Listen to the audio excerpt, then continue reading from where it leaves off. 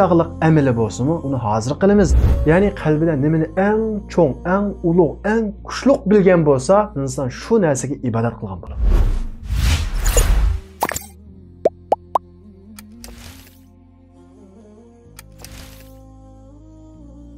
Allah Taala kıyamet günü bütün insaniyetten hesap elip boğandan keyin özünün hiç kimge zulüm kılmaydiganlığı, şundaqla ilahi adaletini bütün insaniyetga ko'rsatish uchun bizning yaxshiligimiz ve yomonligimiz o'lchanadigan ve tartiladigan nayet büyük tarazini kıyamet meydaniga tiklaydi. Allah Taala bu haqda Qur'on-i Kerimde "Ve nada'ul mawazinal qist li yawmil qiyamah" biz kıyamet günü adalet tarazini o'rnatamiz. "Fala tuzlamu nafsun shay'a" hech qandaq bir jonga, hech qandaq bir odamga qilchilik zulm qilinmaydi. وإن كان مثقال حبة من خردل أتينا بها kichikchaqliq amali bo'lsa-mu, ya'ni bir odamning kichikgina bir ishi, amali, yaxshiligi va yoki yomonligi bo'lsa-mu, atayna biha biz uni hozir qilamiz, uni taroziga solamiz. Va kafa bina hasibin biz bütün insoniyatdan hisob elishga kifoya yetarlikdir deydi. Shundaqla yana bir oyatda Alloh taolo val vaznu yawma idinil haq qiyomat kunisi kishilarning amallarining o'lchinishi, tortilinishi haqiqatdir deydi. Undaqda qiyomat kuni taroziga eng ig'ir qiladigan amallar qaysi? Payg'ambarimiz Muhammad alayhissalom hadisda ma min shay'in afqalu fil mizan min husnul xulq. Qiyomat kuni taroziga güzel axloqdan ig'ir qiladigan bir ish yo'q. Güzel axloqdan ig'ir qiladigan bir ibodat yo'q deydi. Demak, güzel axloq qiyomat kuni taroziga eng ig'ir qiladigan amal. Ikkinchisi farz namoz, farz roza va haromdan o'zimizni saqlashga o'xshash farz ibodatlar taroziga eng ig'ir keladi. Uchinchisi nafli ibodatlar ichidan biz oddiy deb qaragan zikr tasbih taroziga eng ig'ir keladi. Bu haqda payg'ambarimiz Muhammad alayhissalom kelimatan habibatan ilar rahman khafifatan alal lisan thaqilatan fil mizan. Rahman Taalaga, yani Allah'a suyumlik iki tane söz var. Bu iki söz tilga yengil, taroziga ig'ir keladi deydi. O iki söz bo'lsa qaysi? Subhanallahi ve bihamdihi, subhanallahil azim. Allah Taalani pak deb e'tiqod qilaman, ya'ni pak deb qarayman va shundaqla u Allohga hamd aytaman. Va subhanallahil azim. Büyük Allah barcha nuqsonlardan pakdir. Mana bu zikr, tasbih qiyomat kuni nafl amallar ichida taroziga eng ig'ir keladigan amalning birisi. Yana bir hadis payg'ambarimiz Muhammad alayhissalom "Velhamdülillahi temla'ul mizan" Allohga madhiyalar bo'lsin, Allohga hamdlar bo'lsin, Allohga shukr bo'lsin degan bu zikr tarozining bir peyni to'shqizidi deydi. Ya'ni biz oddiy deb qaragan zikr, tasbih qiyomat kuni taroziga eng ig'ir qiladigan amallarning birisi. Bizning yaxshiligimiz va yomonligimiz taroziga selingandan keyin yaxshiligi besib ketgan odam, ya'ni yaxshiligi ko'p bo'lib, yaxshiligi besib ketgan odam jannat ahlidan bo'ladi. Yomonligi besib ketgan odam bo'lsa cehennem ehlidan bo'ladi. Yaxshilik bilan yomonlikqa teng kelib qolgan odam bo'lsa, Alloh taolo Sura A'rofda bayon qilgandek, lam yadkhuluha va hum yatma'un. Ular jannat kirishni orzu qiladi, lekin jannat kirmaydi. Shundaqla jahannamga kirmaydi. Ya'ni ular jannat bilan jahannamning o'ttirisida turadi. Alloh taolo Qur'on Karimda "Faman thaqulat mawazinuhu fa huwa fi 'ayshatir radiya." Qiyomat kuni kimning tarozisi ig'ir kelsa, u nihoyat rozi bo'lgan noz ne'matlar ichida, rozi bo'lgan turmush ichida bo'ladi deydi. Ya'ni jannat ahlidan bo'ladi deydi. "Wa man khaffat mawazinuhu fa ummuhu hawiya." Kimning tarozisi yenik kelib qolsa, ya'ni yaxshilik tarozisini yomonlik tarozisi besib ketsa, uning boradigan joyi hawiya degan jahannam bo'ladi deydi. Yaxshi yomon amallarimiz tartilib bo'lgandan keyin payg'ambarimiz Muhammad alayhissalom bizga xabar bergandek, har bir payg'ambarning havzi kavsari bo'ladi. Ya'ni nihoyat tatliq, shirin bo'lgan, shundaqla bir qatim usumaydigan bir suv buluqi bo'ladi. Ya'ni suv ko'lchiki bo'ladi. Har bir payg'ambar o'zining ummatini, o'zining havzini uchiradi. Shundaqla biz, ya'ni payg'ambarimiz Muhammad alayhissalomning ummati qiyomatdagi chanqagan ussizlikda payg'ambarimiz Muhammad alayhissalomning havzi kavsaridan ichishga muyassar bo'lamiz. Payg'ambarimiz Muhammad alayhissalom hadisda "Inna likulli nabiyyin havzan." Har bir payg'ambarning havzi bor. Ya'ni suv ko'lchiki bor. Ular, ya'ni payg'ambarlar u havzisidan suv ichgan kishilarning ko'p bo'lishi bilan faxrlanadi, xushal bo'ladi. Men qiyomat kuni mening havzi kavsarimdan suv ichadiganlarning ko'p bo'lishini umid qilaman deydi. Ondan keyin Alloh taolo "Tatba'u kullu ummatin ma kana ta'bu." Har bir ummat, har bir xalq nimaga ibodat qilgan bo'lsa, shunga ergashsin deb e'lon qiladi. Ondan keyin bütün kishilar dunyoda nimaga ibodat qilgan bo'lsa, ya'ni nimani cho'ng bilgan bo'lsa,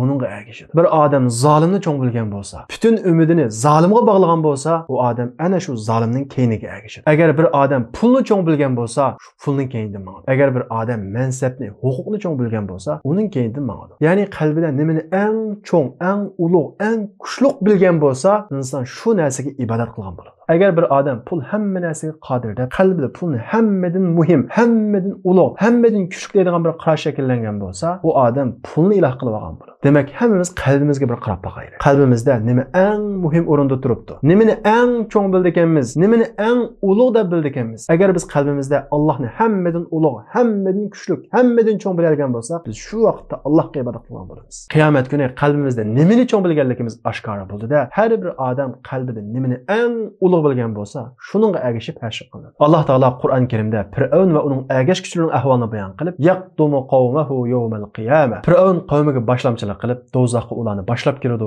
deydi. Ya'ni o'z vaqtida Fir'avnni eng kuchli, eng ulug' deb bilgan kishilar qiyomat kuni Fir'avnga ergashib jahannamga kiradi. Shuning uchun dunyoda nimani eng cho'ng bilganligimizga obdan qaraylik. Qiyomat kuni bu oshkora bo'ladi. Zolimlarni, kofirlarni cho'ng bilgan kishilar ularga ergashadi. Shundaqla ularning keyindan yuzulan hashr qilinadi. Mingab emas, yuzulan mingab hashr qilinadi. Sahobalardan birisi payg'ambarimiz Muhammad alayhisalomdan: "Ey Rasululloh, yuzulan qandoq mangdi?" deb so'raydi. Payg'ambarimiz Muhammad alayhisalom: "Alaysallazi amshahu ala ar-rijlayni fi ad-dunya qadiran an yumshiyahu ala wajhihi yawm al-qiyamah." Dunyoda putulan mangdirgan Alloh taolo qiyomat kuni yuzulan mangdish qodir emasmi deydi. Ya'ni Alloh taolo bizga dunyoda put berdi, putimiz bilan mangamiz. O'ylab qolamiz, putimiz bo'lmasa mangmaymiz deb. Amaliyotda Alloh taolo bizni nima bilan mangishga buyursa, biz shuning bilan mangamiz. Agar Alloh taolo xolasa, qanotsiz hayvonlarni uchadi. Chunki Alloh taolo kun fayakun. Alloh taolo bo'l deydi, bo'ladi. Put, qanot hammasi bir sabab. Shunday qilib bütün zolimlar va mushriklar va zolimlarni cho'ng bilgan ularni ulug'lagan kishilarning hammasi do'zaxga yaqinlashgan vaqtida do'zaxdan nihoyat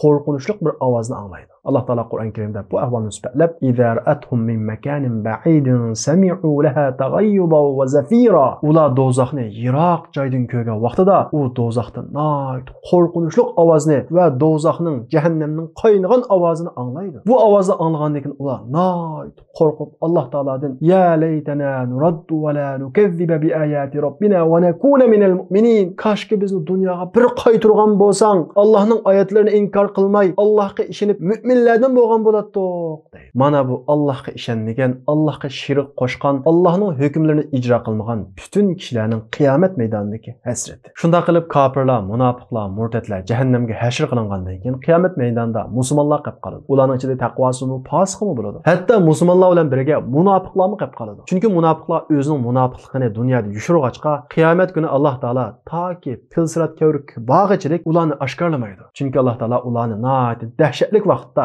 rasvo qilishni iroda qiladi. Alloh taolo qiyomat maydonidagi musulmonlar va ular bilan birga o'zining nifoqini yushirgan munofiqlarning ustiga umumyuzlik shaklda qorong'ulik, ya'ni zulmat tashlaydi. Qiyomat maydonidagi musulmon va munofiqning hammasi qorong'ulik ichida qolib qoladi. Ondan keyin Alloh taolo har bir kishiga, musulmonga va munofiqqa bir yo'riqlik beradi. Har bir odam Alloh taolo bergan yo'riqlik bilan oldini yuritadi va oldiga ma'laydi. Ondan keyin Alloh taolo jahannamning ustiga bir ko'rik qo'yadi. Ya'ni pilsirat ko'rikini qo'yadi. Payg'ambarimiz Muhammad alayhisalom hadisda bu ko'rikni sifatlab, "Misla haddis sayf." Uning yuzi xuddi qilichning bisiga o'xshash ittik, tayilg'oq, shundoqla qamoqlar bilan, tikanlar bilan qo'rshalgan deydi. Alloh taolo Qur'on Karimda "Va in minkum illa variduha." Sizlarning har biringlar u ko'rikning qashig'iga bormay qo'ymaydi deydi. Demak, har birimiz o jahannamning ustiga taratilgan pilsirat ko'rikining qashig'iga cho'qin boramiz. Ondan keyin bütün kishilar Alloh taolo bergan nurning yo'riqligida ko'rikdan o'tishga boshlaydi. Tunjulab payg'ambarimiz Muhammad alayhisalom va uning ummati o'tadi. Alloh taolo bu ko'rikdan o'tayotgan mu'min erlar va mu'min ayollarni sifatlab, "Yawma taral mu'minina wal mu'minati yas'a nuruhum bayna aydihim wa bi aymanihim." U kunda